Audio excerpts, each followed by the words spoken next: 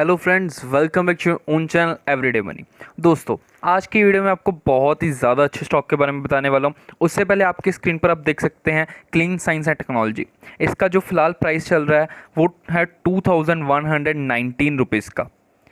ठीक है, इस स्टॉक के ऊपर मैंने पहले भी 2 बार वीडियोस बनाई हैं। अगर आपने वीडियोस नहीं देखी तो आप नीचे डिस्क्रिप्शन में जाकर आप उसको चेक कर सकते हैं। जब मैंने पहले वीडियो बनाई तब इसका रेट था 1623 रुपीज़ का, और वीडियो बनाने के बाद अब तक इसका जो अपसाइड आ चुका है, स्टॉक प्राइस में इंक्रीज़ आया है, वो है 30% का। दोस्तों, 30% का रिटर्न कोई छोटा रिटर्न नहीं होता है, और ये वीडियो बनाने को कोई ज़्यादा टाइम नहीं हुआ है, हार्डली 1 मंथ हुआ होगा। ठीक है, और अगर 1 मंथ में आपको 30% का रिटर्न मिल रहा है तो मतलब बहुत अच्छी बात है। और अगर आप रिटर्न के अकॉर्डिंग भी चेक करें तो कंपनी लगेगा आपको बहुत अच्छी है। बट मैं आपको बता दूं, सिर्फ रिटर्न के अकॉर्डिंग नहीं, कंपनी फाइनेंशियली फंडामेंटली बहुत स्ट्रांग है। आप इसके ऊपर डिटेल वीडियो ज़रूर देखें नीचे डिस्क्रिप्शन बॉक्स में जाकर। बहुत मैंने सिंपल वर्डिंग में आपको एक एक चीज़ बताई है उस वीडियो में, तो आप प्लीज़ उस वीडियो को ज़रूर देखना जाकर। तो दोस्तों, आज हम जिस कंपनी के बारे में बात करने वाले हैं, HLE ग्लासकोट लिमिटेड उसका नाम है। ये अगेन बहुत ज़्यादा अच्छी कंपनी है। अगर हम इसके, मैं आपको वेबसाइट पर लिख रहा हूँ, वहाँ पर आप देख सकते हैं HLE Glascoat limited is leading manufacturer of process equipment for the chemical and pharmaceutical industries. तो आप यहाँ से एक चीज़ को कंक्लूड कर सकते हैं कि जो कंपनी है वो लीडिंग मैन्युफैक्चरर है। ठीक है, एक चीज़ तो क्लियर होगी। उसके बाद अगर पढ़ें, we are the market leaders in the filtration and drying equipments and a leading manufacturer of glass line equipments globally. Okay, तो अब अगर हम कंक्लूजन यहाँ से ड्रॉ करें, जहाँ तक हमने रीड करा है, सबसे पहले तो कंपनी जो है वो लीडिंग मैन्युफैक्चरर है किस चीज़ में? प्रोसेस इक्विपमेंट्स में। ठीक है, सेकेंडली अगर हम बात करें तो कंपनी लीडिंग मैन्युफैक्चरर है फिल्ट्रेशन एंड ड्राइंग इक्विपमेंट्स की। थर्ड, जो कंपनी है वो लीडिंग मैन्युफैक्चरर है ग्लास लाइन इक्विपमेंट्स की ग्लोबली। ठीक है, तो कंपनी के 3 सेगमेंट हैं, तीनों में कंपनी एक लीडिंग प्रोड्यूसर है। उसके बाद अगर हम उसके बारे में रीड करें, we manufacture a wide range of chemical process equipments in equally wide range of material for some of the demanding equipments application, sorry. ठीक है, तो यहाँ से हमें ये पता लगता है कि कंपनी जितने भी अपने प्रोडक्ट्स बनाती है उनमें एक तो वो है लीडिंग मैन्युफैक्चरर, सेकेंडली वो जितने भी प्रोडक्ट्स हैं वो हाईली डिमांड में रहते हैं। ओके, तो यहाँ से ये पता लगा कंपनी बहुत अच्छी है, उसकी डिमांड्स वगैरह बहुत अच्छी रहती हैं। उसके बाद भी अगर हम लीड करें तो कंपनी के बारे में और भी आपको मैं बताना चाहूँगा, बहुत अच्छी कंपनी है, इसलिए मैं इसके बारे में ज़्यादा बता रहा हूँ। Over the last 40 years our consistently high quality and our commitment to solving our customers unique process requirement has helped us solid to gain a solid reputation. वो कहते हैं कि हमारी पिछले 40 सालों में, मतलब बहुत पुरानी कंपनी है, 40 सालों से अगर कंपनी चल रही है तो इसका मतलब कि कंपनी की जो मैनेजमेंट है वो अच्छी है, कंपनी अपने कस्टमर्स को सेटिस्फाई कर पा रही है। उन्होंने यहाँ पर लिखा भी है कि जो कंपनी है वो अपने कस्टमर्स को ऐसे इक्विपमेंट्स दे रही है, सेटिस्फाई कर रही है कि और जब भी कस्टमर्स को कुछ अपना ऑर्डर प्लेस करना होता है तो ये कंपनी हमेशा उनकी दिमाग में रहती है, मतलब प्रेफर हमेशा HLE ग्लासकोट को वो कंपनी करती है। तो ये तो हमारी होगी कंपनी के बारे में डिटेल। ठीक है, अब हम चलते हैं कंपनी के फाइनेंशियल्स के ऊपर, उनको स्टडी करना बहुत ज़रूरी है। यहाँ तक से हमें पता लग रहा है कंपनी बहुत अच्छी है। तो दोस्तों, मैं आपको ले आया हूँ screener.com की वेबसाइट पर। यहाँ पर मैं आपको कंपनी के कंप्लीट फाइनेंशियल्स की स्टडी करवाऊंगा। सबसे पहले अगर हम देखें तो मार्केट कैप, जो कंपनी का मार्केट कैप है वो 8354 करोड़ का है। ओके, और जो रिटर्न ऑन कैपिटल एम्प्लॉयड है कंपनी की, amazing 40.9%। Very good return on capital employed है। ओके, जस्ट अ सेकेंड, या return on capital 14.9%, return on equity 41.4%। Again यहाँ ये दोनों कंसेप्ट जो मैं हर स्टॉक में आपको बताता हूँ, ये चीज़ें आपको ज़रूर देखनी चाहिए। और यहाँ पर एक बहुत बड़ा पॉजिटिव साइन आ रहा है कि ये 40+ ही हैं दोनों। ऊपर इसकी जो फेस वैल्यू है वो ₹10 की है। जो कंपनी के ऊपर डेट है, कंपनी के ऊपर डेट सिर्फ 73.6 करोड़ का है। मैंने सिर्फ वर्ड इसलिए यूज़ करा क्योंकि डेट टू इक्विटी रेशियो की अगर बात करें, डेट टू इक्विटी रेशियो सिर्फ 0.43 की है। हम तो देखते होते हैं कि डेट टू इक्विटी रेशियो 2 से कम होनी चाहिए, और यहाँ पर तो सिर्फ 0.43 है। उसके बाद अगर क्विक रेशियो की बात करें, क्विक रेशियो क्या होती है कि अगर कंपनी शॉर्ट टर्म में कोई ऑब्लिगेशन आती है, मतलब कुछ उसको पे करना पड़ता है, उसके क्रेडिटर्स वगैरह कुछ भी आते हैं, तो ईजिली वो उनको पे ऑफ कर सकती है।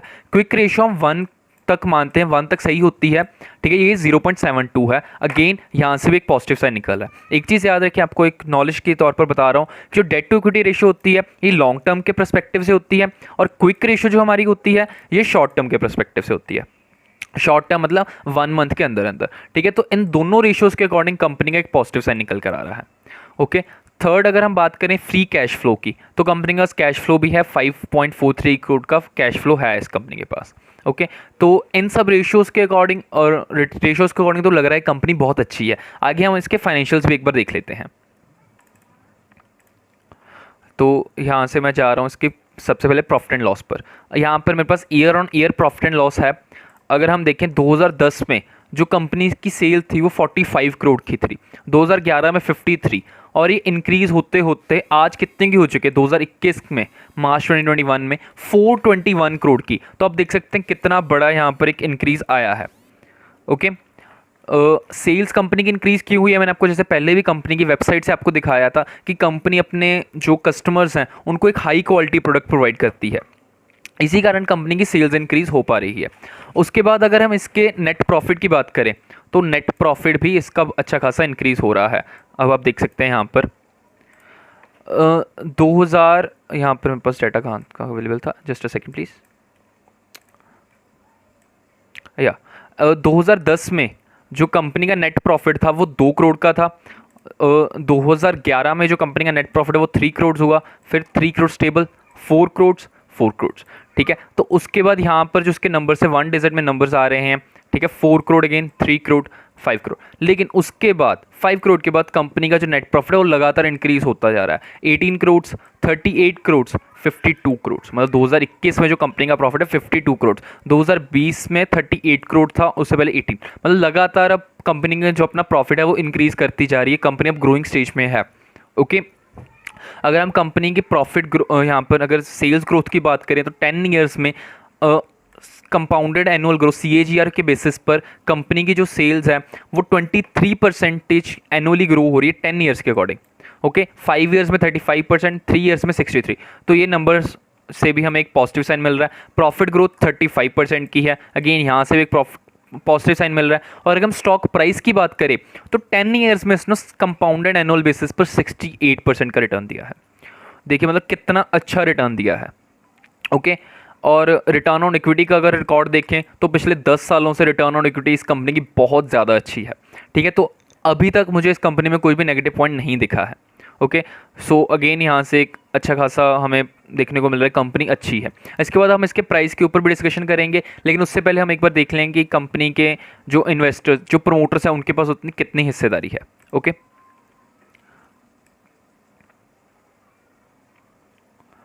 तो यस फ्रेंड्स, मैं आ गया हूँ शेयर होल्डिंग पैटर्न पर। तो शेयर होल्डिंग पैटर्न में जो कंपनी के प्रमोटर्स की होल्डिंग है इस टाइम 71.32% की होल्डिंग है। पहले 73 की थी, लेकिन थोड़े से प्रमोटर्स ने अपने शेयर्स को सेल किया है। 71% की होल्डिंग है। देखिए दोस्तों, 75% की होल्डिंग मैक्सिमम रखी जा सकती है, और अगर प्रमोटर्स अपनी कुछ इतनी होल्डिंग सेल भी कर देंगे तो उनको कोई फ़र्क नहीं, क्योंकि मेजर होल्डिंग है 71% बहुत ज़्यादा होती है। अभी भी बहुत ज़्यादा क्वांटिटी प्रमोटर्स के पास है, तो मैं यहाँ से भी एक पॉजिटिव साइन ही लूँगा, मैं इसको नेगेटिव कंसिडर नहीं कर रहा। ओके, तो चलिए अब हम प्रमोटर्स की होल्डिंग भी देख लिया, हमने रेशियोज देख लिए, फाइनेंशियल्स देख लिए। अब हम जाते हैं इसके स्टॉक प्राइस के ऊपर।